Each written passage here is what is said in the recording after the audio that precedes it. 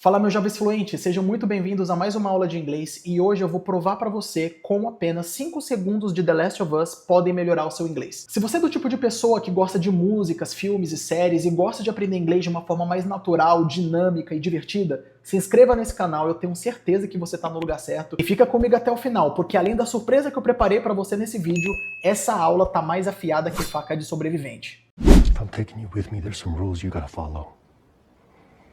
Rule 1, you don't bring up Tess, ever.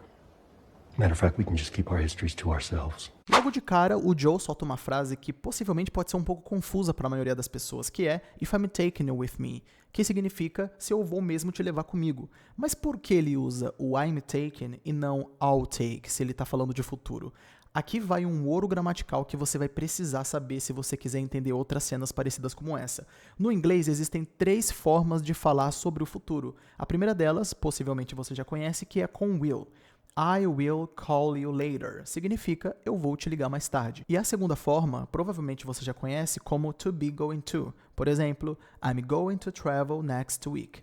Vou viajar semana que vem. No entanto, existe uma terceira forma de colocar uma frase no futuro, porém utilizando o present continuous. Exemplo, I'm meeting my friend tonight. Significa eu vou encontrar o meu amigo hoje à noite. Eu quero que você note uma coisa, que se você não conhecesse essa estrutura, talvez você traduziria essa frase como eu estou encontrando o meu amigo hoje à noite, mas se você traduzir dessa forma não vai fazer o menor sentido. Só que essa estrutura, ela exige uma certa regra. Se você vai utilizar o present continuous para falar de futuro, você precisa utilizar uma palavra que coloque o sentido de futuro na frase. Por exemplo, I'm meeting Sarah at 5 p.m. Note que se eu colocasse apenas a frase I'm meeting Sarah, eu estou encontrando a Sarah. Porém, esse at 5 p.m. dá a ideia de futuro que nós queremos. Então, ao invés de ficar eu estou encontrando Sarah, pelo simples fato de existir esse at 5 p.m., a frase já fica no futuro. Eu vou encontrar a Sarah às 5 horas da tarde. Ou, por exemplo, se eu falo we are traveling tomorrow, significa nós vamos viajar amanhã.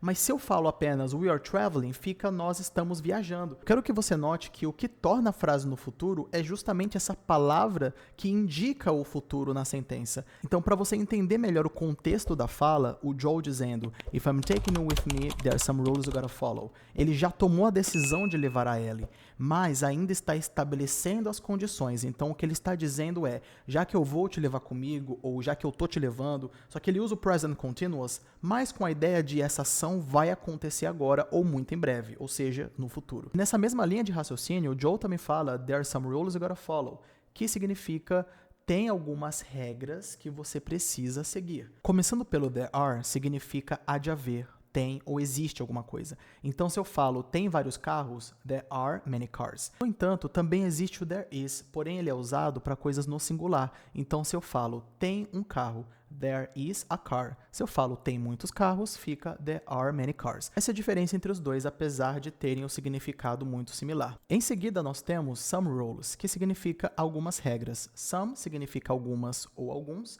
e rules significa regras. Só que a parte mais interessante dessa análise é you have got to, que é a obrigação. Essa estrutura é uma forma enfática de dizer que alguém precisa fazer algo. É como se o Joel dissesse, não é opcional, você tem que seguir essas regras. E o mais legal é que esse have got to é super comum na fala. Inclusive o Joe fala bem rápido e o som vira quase you gotta follow, que é a contração. E isso acontece porque no inglês falado, esse you have got to pode virar you've gotta ou simplesmente you gotta. Então vale aprender que you gotta é a mesma coisa de dizer você tem que fazer alguma coisa. Exemplo, you gotta see this, você tem que ver isso. You gotta be careful, você tem que tomar cuidado. You gotta follow the rules, você tem que seguir as regras. Então, sempre que você quiser falar que você tem que fazer alguma coisa ou eu tenho que fazer alguma coisa, eu posso colocar esse gotta na frente do pronome. I gotta follow, eu tenho que seguir. You gotta eat it, você tem que comer isso. Então, sempre que nós falamos o gotta, dá essa ideia. Resumo prático, o Joe fala com autoridade, então ele usa uma estrutura que mostra isso. Tem regras, você tem que segui-las, you gotta follow. If I'm taking you with me, there's some rules you gotta follow. If I'm taking you with me, there's some rules you gotta follow. Olha, licencinha, eu só vou pegar 15 segundinhos da sua aula, tudo bem? Se você quiser aprender inglês comigo, com a minha metodologia e descobrir como eu tornei tantas pessoas fluentes com esse jeito de ensinar que você está vendo nesse vídeo, é só você clicar nesse link aqui abaixo e fazer a sua inscrição. Por enquanto, a minha plataforma está R$ 49 por mês, está mais barata do que uma pizza, então aproveita. Agora o Joe começa a especificar que regras são essas, começando com Rule 1, you don't bring up Tess, ever. Rule 1, you don't bring up Tess, ever. E para você entender melhor o que ele fala, a tradução fiel e natural seria: regra número 1, você não fala da Tess, nunca. E quebrando mais essa parte, começando com Rule 1, significa regra número 1, e o don't bring up Tess significa você não menciona ou você não fala da Tess, e o ever dá uma ideia de nunca aqui, com uma ênfase absoluta no final da frase. Eu fiz um vídeo a respeito dos usos de ever, que eu recomendo muito você assistir depois desse vídeo. Mas, resumidamente, só pra gente não perder tempo, esse ever dá essa ideia de nunca, enfatizando no final da frase. Só que o que deixa muita dúvida é justamente esse bring up. Essa expressão é super comum no inglês, então quando a gente fala to bring up, significa mencionar ou falar sobre algo. Exemplo, don't bring up politics at dinner. Não fale de política no jantar. She brought up her ex again. Ela mencionou o ex dela de novo. Então aqui o Joe está deixando claro, não é para você nem tocar no nome da Tess. E ele ainda finaliza com ever, para deixar bem direto, nunca em hipótese alguma. E só pra gente finalizar esse assunto do ever e você não ter dúvidas, esse ever sozinho já carrega um peso emocional muito grande. Um exemplo para você entender melhor. You don't lie to me, ever. Você não mente para mim, nunca. Ou até mesmo, you don't go there, ever. Você não vai lá, nunca. Rule 1, you don't bring up Tess, ever. Rule 1, you don't bring up Tess, ever. E nessa parte final, quando o Joe fala matter of fact, you can just keep our histories to ourselves, ele tá dando uma ideia, uma tradução de, na verdade, a gente pode só guardar nossas histórias para nós mesmos. E agora vamos mastigar parte por parte, começando com matter of fact. Significa na verdade ou aliás, é uma expressão usada para dar ênfase ou reforçar o que você vai dizer. We can just keep significa a gente pode simplesmente manter ou guardar. E depois nós temos our histories, que significa nossas histórias. Aqui o histories se refere ao passado de vida de cada um ou o que a pessoa viveu. Lembrando que é history e não story, que inclusive eu deixei um vídeo aqui para você saber a diferença e não falar errado quando você for falar de Instagram, combinado?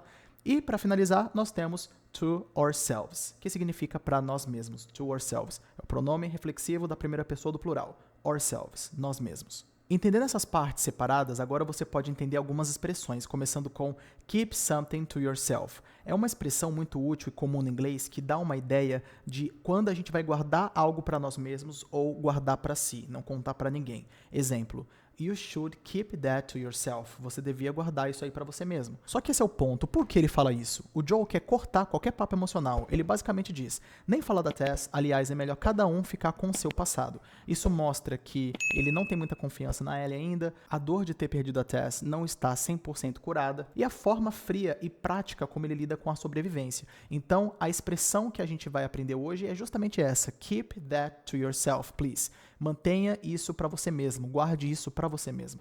Matter of fact, we can just keep our histories to ourselves. Matter of fact, we can just keep our histories to ourselves. E aí, sobrevivente, conseguiu entender até aqui? Agora eu vou rodar a cena completa e você me fala nos comentários se você conseguiu entender. If I'm taking you with me, there's some rules you gotta follow. Rule 1, you don't bring up Tess, ever. Matter of fact, we can just keep our histories to ourselves. E aí, meus jovens fluentes, curtiram a análise de The Last of Us do Joe? Eu espero que sim. Se eu conseguir agregar para sua vida, se eu conseguir te ajudar de alguma forma, comenta aqui embaixo, hashtag assistir até o final. Vocês são os meus maiores apoiadores e, sem dúvidas, quanto mais comentários eu ver de gente que ficou até o final no meu vídeo, que conseguiu aprender, eu vou ficar extremamente feliz e eu vou produzir cada vez conteúdos melhores para vocês. Antes que eu me esqueça, eu não vou descansar até você ficar fluente. Até a próxima. Bye, bye.